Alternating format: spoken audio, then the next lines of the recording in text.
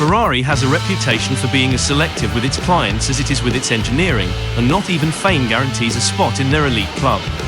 Some high-profile celebrities, despite their wealth and status, have found themselves blacklisted from ever purchasing a Ferrari again. Justin Bieber, one of the most well-known names in pop culture, is among those banned. What was Bieber's offense? Modifying and treating his Ferrari in ways that didn't align with the brand's strict values.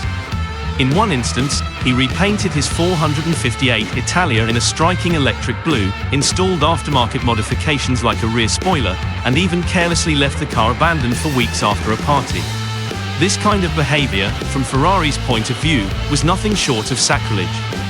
To the luxury automaker, owning a Ferrari isn't just about driving an expensive car, it's about maintaining and honoring the Ferrari tradition, which includes keeping the vehicle in pristine condition and making no unsanctioned changes to its design.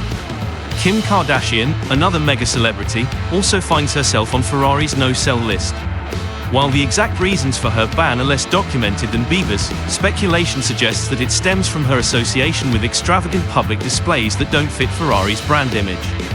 Ferrari aims to maintain a degree of exclusivity, sophistication, and a sense of class, something Kardashian's high-profile reality show presence and luxury lifestyle clashes with, at least in the eyes of the Italian brand.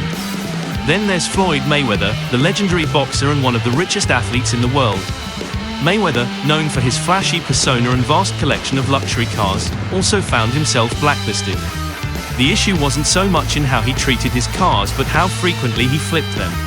Mayweather is notorious for buying exotic cars, enjoying them for a while, and then selling them off, something Ferrari does not tolerate, especially when done within the first year of ownership.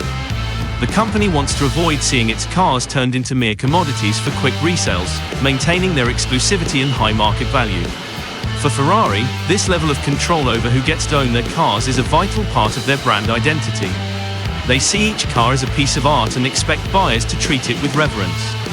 To own a Ferrari is to become a custodian of its legacy, a responsibility that includes adhering to Ferrari's unwritten rules of exclusivity, no modifications, and no quick resale.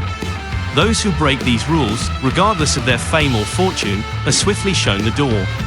The ban on celebrities like Bieber, Kardashian, and Mayweather also highlights Ferrari's unique approach to marketing. Instead of courting stars for the free publicity, Ferrari curates its image carefully, choosing who gets the honor of purchasing one of their cars.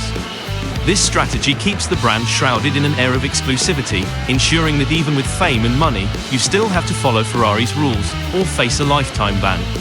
Ferrari's strict policies on ownership and their control over who can own one of their vehicles are part of what keeps the brand so desirable. Being able to say you own a Ferrari means more than just having deep pockets. It means you've earned the brand's respect.